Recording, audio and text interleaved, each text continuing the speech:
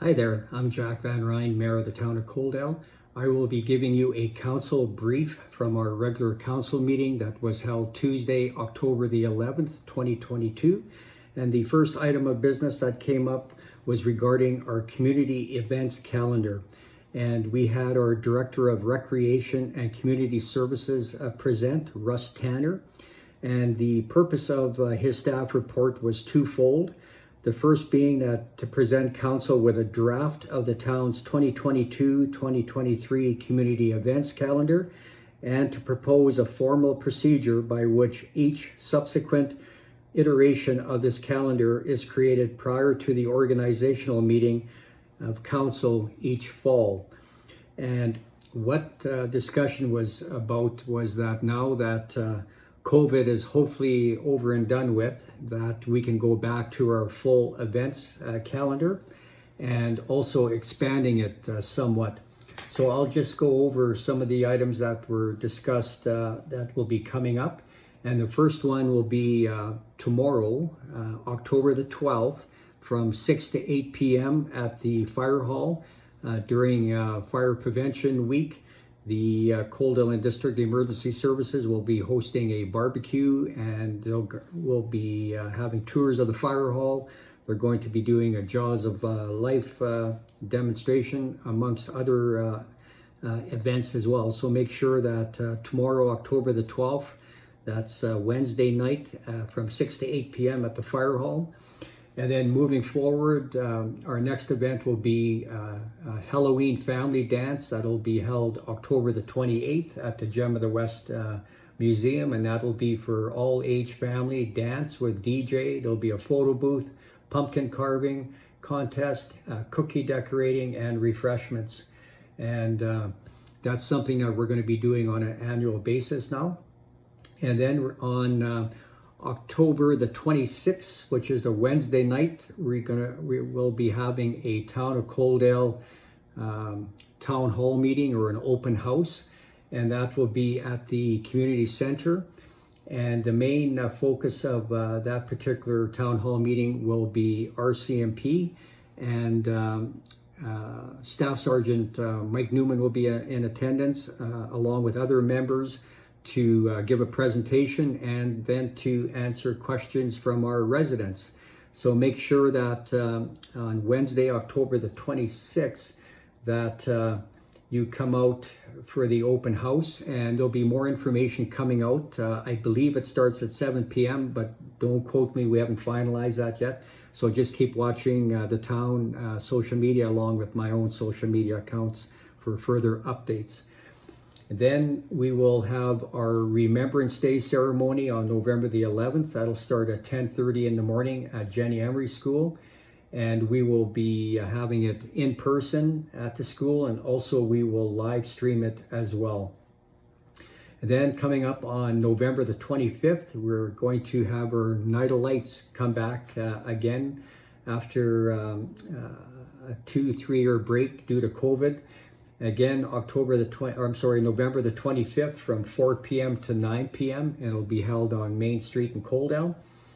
And basically the parade will at 7 p.m. departing from the health center and ending on 20th Avenue and 19th Street.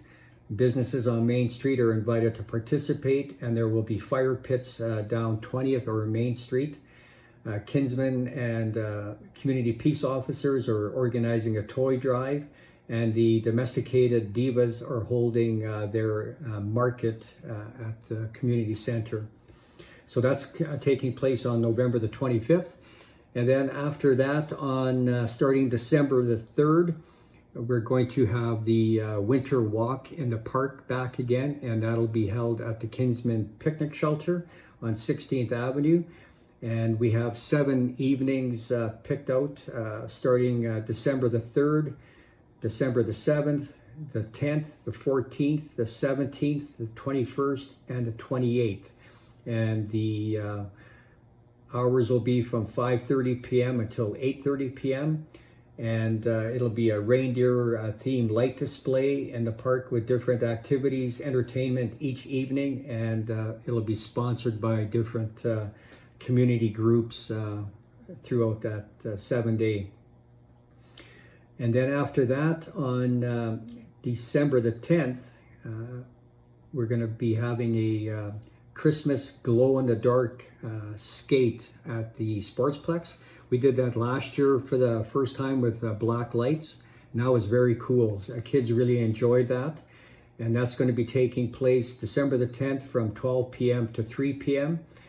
And Santa Claus will be there skating around, and kids and families can skate around with Santa Claus, and there'll be candy to be given out, and we'll be doing hot dogs as well. Then, starting on December the 11th, we're going to bring back our Best Decorated Homes and Businesses contest.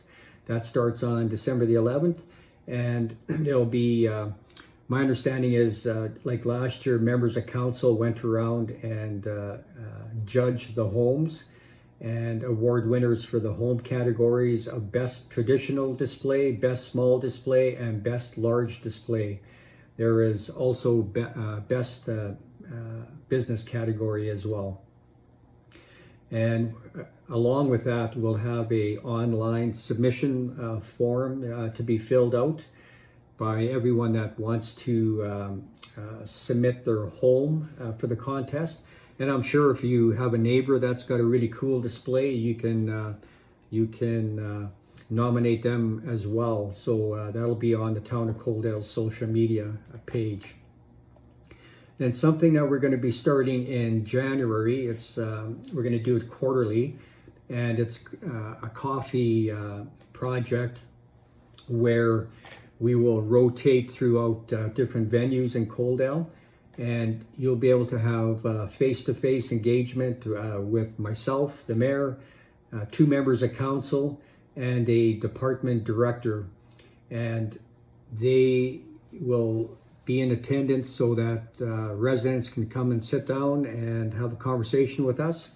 And I'll be at every one of them, and then we'll rotate members of council throughout the other meetings along with different directors. So whether it be the director that's in charge of roads or CPO director, so all the different divisions, our fire chief will have opportunity for residents to sit down and have a coffee and a conversation. And then in January as well, on the 28th, we're going to have the Coaldale Chamber of Commerce Annual Achievements Award, and that's the one that the Town of Coaldale partners with. And the Chamber will have their own categories, and the Town of Coaldale will have their categories as well. And again, watch for social media posts or in the Sunny South News or in our Coaldale Connection flyer that goes out with the water bills. There'll be nomination forms where you can nominate people in the different categories.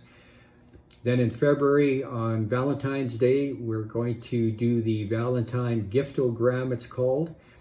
And it's preparation and deliver of giftograms consisting of 2 carnation flowers, a specialty tea, and a Lindor chocolate. And so the town will be organizing that, and they'll be delivering them to anybody that gets nominated or requests one for a family or a friend or somebody in the seniors home or long-term care at the hospital.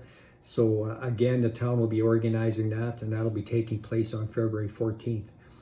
Then on February 20th, we're going to be doing our Community Fest again, so for Family Day, and that'll go from 8 a.m. to 3 p.m. at the Coaldale Arena and the Community Center. So there'll be a pancake breakfast by the Coaldale Food Bank, along with various activities being planned for the morning activities such as face painting, tattoos, wagon rides, a petting zoo, and a free skate at the Sportsplex. Again, that's taking place on February 20th. And then in April, we're going to be doing Easter event on April the 8th, and we're still in the organizing process of that, so more details to follow. But basically, we're still planning in the planning stages of a community widespread scavenger hunt, and and we would like to provide other forms of entertainment and activities as well. So again, April the 8th, and keep watching our social media for more details on that. Then something we're going to start in June for the first time. It's during Operations Week, we're going to do what's called a big equipment display, and that'll be put on by Operations and Emergency Services. So City of Lethbridge has done that for I think two times now, maybe three, where they bring out all their big construction equipment, graders, excavators, dump trucks, and then Emergency Services, they bring out their fire truck, or the ladder truck as well, rescue truck. And then we invite the RCMP to be there with a police car. Our CPOs will be there with their units, and then we're going to ask some of our partnerships that we have with local contractors to bring all their big equipment as well. And basically it's going to be a day from 8 a.m. until, I'm not sure if it's going to start at 8 a.m., but we haven't finalized that yet. But basically the kids can come with their parents and they get to go explore, they get to crawl on the equipment, they get to sit in the driver's seat, and then there'll be staff members that operate that equipment on a daily basis, or community volunteers that will bring their own equipment, and they'll give everyone a good explanation on what that piece of equipment's used for, how it's used, and it's a lot of fun. I've taken my grandkids to the one in Lethbridge a couple of times. Then in June as well, we're going to be doing our annual Citizen Satisfactory Survey, and we're looking for community feedback on different areas. The questions haven't been put together yet, but that's something else that's going to be on the community calendar. And then on July 1st, we're going to be celebrating Canada Day. And for this one, it'll be taking place at the fire hall and at our Coaldale swimming pool. It'll start off with a breakfast hosted by the fire department with activities planned throughout the morning prior to a pool party in the afternoon. Again, all these events I'm mentioning is going to start taking place every year. Then in August, we have our Summerfest community event. We held our first one last August, which was extremely successful. And again, that'll start off with a pancake breakfast. There'll be a parade, car show, beer gardens, free swimming, fireworks, and various activities with entertainment throughout the day. So just backing up to Canada Day, we're not going to be having fireworks on July 1st. We're going to save them for August the 12th. They're very expensive. And on July 1st, there's different communities that do fireworks, like Lethbridge, Raymond, Tabor. So if you want to go watch a fireworks show, you can go visit one of the other communities for the fireworks display, and we'll be doing ours on August the 12th. And then in September the 12th actually, from 5 p.m. to 7 p.m. we'll be doing our fall community meetup and registration at Eastview Park. We held it there for the first time this past early September, and it was very successful. Big hit of the day was Kinsman had free pizza there for everybody, and we had great community support with different community groups where people could sign up for different events. Then October, we're going to be having the Halloween family dance again that I spoke of earlier. That's going to be taking place on, I think, October the 28th, I said. Next year, it's going to be October the 27th, it says here. And then we'll be having another open house or town hall meeting at the community center. And then again, we do over all the other ones that I mentioned, including the Remembrance Day, Night of Lights, and a winter walk in the parks. So that was a very well done report by Russ Tanner, and council is going to be heavily involved in these activities. We're going to do it on a rotational basis. I'll be at every one of them, but members of council, they don't need to come to every one unless they want to. And then also our CAO, Kaylin Hastings, is working with compiling a list of different staff members that are going to come out and volunteer at these events as well, so that you can put some faces to names when you see them on staff reports. And it's important that our staff mingle with the residents, and everybody gets to meet and get to know one another. Then after that, we had a delegation. We had Kim Welby from South Grow Regional Initiative give us an update on what's happening with South Grow. And the town of Coaldale is a member of South Grow, which acts as a regional economic development alliance of 26 member municipalities across southern Alberta. South Grow engages in a broad range of programs, which include regional marketing initiatives and asset inventories, communications with provincial and federal economic development partners, such as Prairies Canada, lobbying efforts to promote growth in the region. And Kim provided council with an update on what is going on with South Grow recently, including a discussion of rural immigration program and how the program might be applied to Coaldale. So Kim did a great presentation, and we also had our Director of Growth and Investment, Cameron Mills, present with her. And then we had under new business, we had our asset manager, Tim Koba, present regarding support that he was looking for intermediate asset management cohort program. So basically, as part of Coaldale's ongoing work and commitment to expand our asset management program, the town will be submitting an application to participate in the intermediate asset management cohort program opportunity from the Rural Municipal Association, Alberta Municipalities Association, and IAMA. As part of the application, Tim required a motion from council to support the town's involvement. That had to go along with the application, which council voted in favor of unanimously. So that was another well done presentation.